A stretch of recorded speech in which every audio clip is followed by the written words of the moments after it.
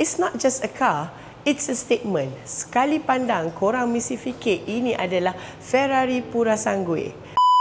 Assalamualaikum, hai, bersama saya Khalidah dari Zaman Motors. Sebenarnya ini adalah kereta Toyota Crown Sport Z Hybrid tahun 2023. SUV coupe dari Jepun yang menjadi bualan hangat di Malaysia. Toyota Crown Sport Z ini memberi aura seperti Ferrari Purosangue dengan reka bentuk dia yang seakan-akan Ferrari itu sangat-sangat kontroversial. Tetapi kereta ini juga bukan dibandingkan dengan Ferrari sahaja. Ia juga dibandingkan dengan kereta lain seperti Lexus RX 350 Hybrid, Toyota Harrier Hybrid dan Volvo XC60 Recharge. Tapi hari ni kita nak tengok what can this car offer. Okay guys, sekarang kita berada di depan kereta Toyota Crown dan korang boleh tengok kereta ni dia tak macam SUV lain, dia berbeza.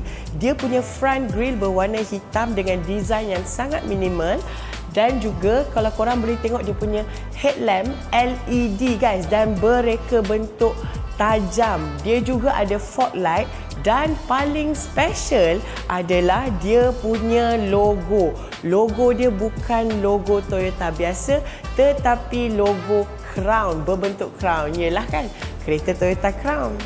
Okey guys, kalau korang tengok dari pandangan sisi pula kereta ni, fender dia lebar dan nampak very muscular. Dan panjang kereta ni hanya 1.5 inci lebih pendek daripada Ferrari Purosangue.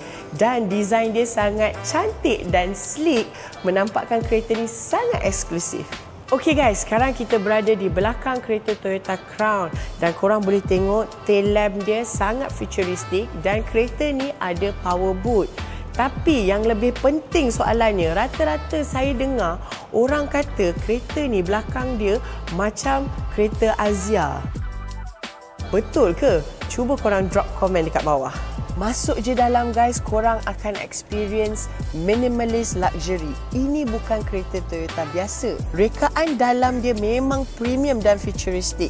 Ada touchscreen infotainment yang boleh connect dengan Apple CarPlay dan Android. Kemasan pada dashboard dengan ada chrome trim membuatkan ruang depan ni rasa sangat mewah. Antara features yang ada pada kereta ni adalah wireless charger, USB-C port, konsol yang boleh buka dua arah, panoramic glass roof, leather seat, heated and ventilated, leather wrap steering, digital odometer, micro slip detector, HUD dan banyak lagi. Toyota juga sangat terkenal dengan safety sistemnya.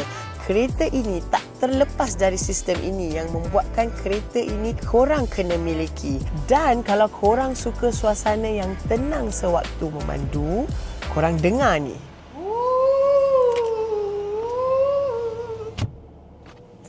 Senyap kan guys?